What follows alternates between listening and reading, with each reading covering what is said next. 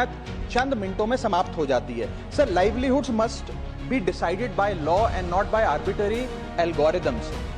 Sir, this by no means that one is against copyright. YouTube पर video upload करना, Instagram पर reels upload करना, Facebook पर, WhatsApp पे और भी तमाम तरह के प्लेटफॉर्म्स हैं जिन पर फोटोज़ वीडियोज़ अपलोड करना आज के समय में सिर्फ और सिर्फ लोगों का शौक नहीं, सिर्फ और सिर्फ मनोरंजन का साधन नहीं, बल्कि लाखों करोड़ों जो युवा साथी हैं, जो गांव क्षेत्र के भी लोग हैं, चाहे वो किसी भी एज के हों, चाहे वो युवा हों, चाहे वो वृद्ध हों, चाहे वो मिडिल एज ग्रुप के लोग हों, ऐसे तमाम लोग जो लग्जरी लाइफ जीना चाहते हैं, जो पैसे कमाना चाहते हैं, जो ये सोचते हैं कि हाँ उनके पास भी इतनी दौलत हो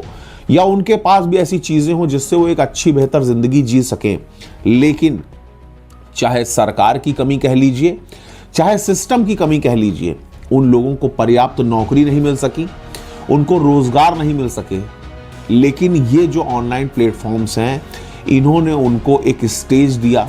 कि आपके अंदर अगर कोई एबिलिटी है, किसी प्रकार का कोई टैलेंट है, तो आप उसको शो ऑफ करिए। आप सबके पास स्मार्टफोन्स हैं, मोबाइल फोन्स हैं। आज एक रिक्शे वाले से लेकर के एक बड़े इंसान तक हर व्यक्ति को अगर आप देखेंगे तो सबके पास कोई ना कोई स्मार्ट डिवाइस आपको मिलेगी, क्योंकि ईजिली अवेलेबल है, बहुत सस्ती है। इस वजह से सबके पास मोबाइल फोन्स तो हैं ही हैं। तो ये जो ऑनलाइन प्लेटफॉर्म्स हैं, वीडियोस बना करके लोग अपलोड करते हैं, और बहुत सारे ऐसे लोग जो बहुत निम्न आय वर्ग के थे या जिनकी क्षमता बहुत ज़्यादा कम थी, धन को लेकर के आर्थिक रूप से जो बहुत ज़्यादा कमज़ोर थे, उन्होंने इतनी स्टेबिलिटी प्राप्त कर ली केवल इन प्लेटफॉर्म्स पे काम करके, जिन्होंने बहुत सारे लोगों को इतना ज़्यादा इंस्पायर किया कि अगर आप केवल आज फ़ोन उठा करके अपना देख लें, तो आप फ़ोन देखेंगे तो आपको लगेगा कि पूरी दुनिया केवल वीडियोज़ ही बना रही, केवल रील्स ही बना रही है, सब नाच रहे हैं, गा रहे हैं, जिसके पास जो कुछ भी है। यहाँ तक कि ऐसे कंटेंट क्रिएटर भी आपको मिल जाएंगे जो बेचारे कुछ नहीं जानते, जिनको कुछ नहीं आता, भगवान ने उनको कुछ भी अगर नहीं दिया, कोई ज्ञान नहीं दिया, तो वो नंगाई ही कर रहे हैं। कहीं ना कहीं वो इतना गलत, इतना अटपटे टाइप का वीडियो बनाते हैं कि उसको देख करके उस वीडियो को शर्म के मारे हम आप स्क्रॉल कर देंगे कि यार ये आदमी ऐसा कैसे कर सकता है, लेकिन कर रहे हैं लोग। इस कदर दुनिया पागल है कंटेंट क्रिएशन में कि कुछ भी कर रही है। ऐसे कंटेंट क्रिएटर जो बेचारे मेहनत से किसी तरह से वीडियो बनाते हैं, लेकिन उसके बाद उनके वीडियोस पर कॉपीराइट स्ट्राइक आ जाती है,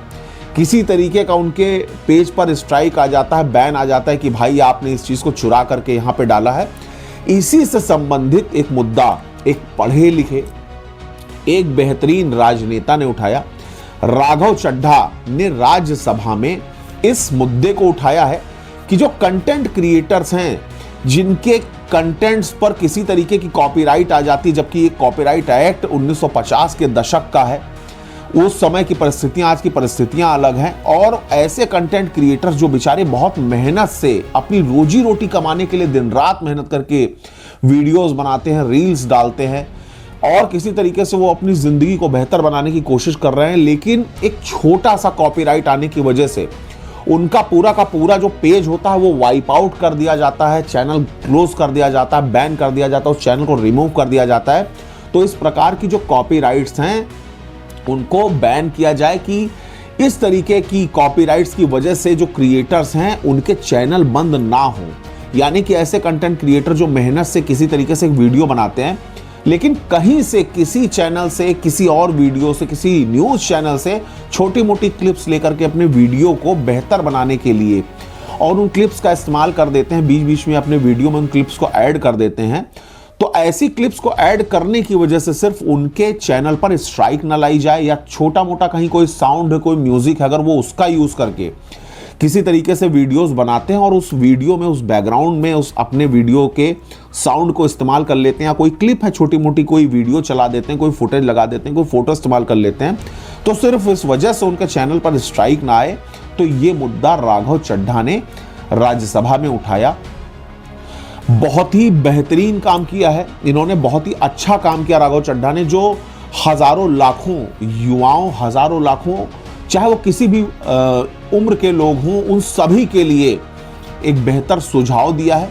राघव चड्ढा ने संसद में जो प्रमुख मांगे रखी वो मैं आपको बता दूं, जो कंटेंट क्रिएटर्स के भविष्य से संबंधित है।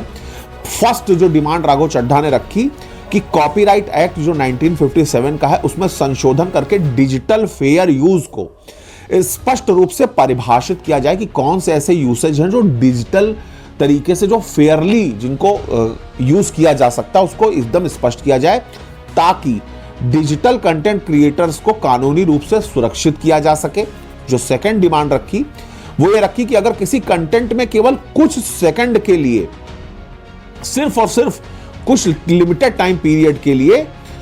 कॉपीराइटेड सामग्री आ जाए, खासकर बैकग्राउंड या ट्रांसफॉर्मेटिव न्यूज अगर हो, तो सिर्फ उसी हिस्से से संबंधित रेवेन्यू पर कार्यवाही। यानी कि अगर आप कोई वीडियो बनाते हैं और उसमें कॉपीराइट का कोई मुद्दा उड़ भी जाता है, सपोज करिए आपने 10 मिनट की वीडियो बनाई और उसमें आपने कोई ऐसी चीज यूज कर ली, चाहे वो साउंड हो, चाहे वो वीडियो, चाहे वो क्लिप हो, कहीं से आपने उठाया और लगा दिया, तो इन्होंने ये डिमांड रखी है कि अगर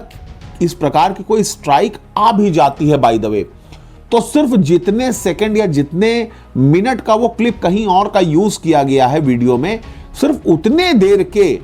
जो उतनी देर का टाइम लिमिट हो, उतनी देर का जो रेवेन्यू जनरेट हुआ हो, उस वीडियो की जो अर्निंग हुई हो उसमें से, जो उतनी देर की क्लिप हो जो कहीं से अलग से यूज की गई हो, उसका रेवेन्यू उस क्रिएटर्स को जो पैसा मिलने वाला है उसमें से वो काट लिया जाए। तो ये बहुत ही अच्छी एक डिमांड उन्होंने रखी, जिससे जो कंटेंट क्रिएटर्स हैं उनको बहुत ज्यादा बल मिलेगा और एक बहुत बड़ी जो तलवार उनके ऊपर हमेशा कॉपीराइट की लटकती रहती है उसको रिमूव करने का काम करेगा। और साथ ही साथ ये कहा कि पूरा का पूरा चैनल जो डिलीट हो जाता है उसको रोका जाए कि इस प्रकार की कोई घटना किसी भी क्रिएटर के साथ ना। और थर्ड जो डिमांड रखी राघव चड्ढा जी ने वो ये रखी कि किसी भी कंटेंट को हटाने या चैनल पर स्ट्राइक लगाने से पहले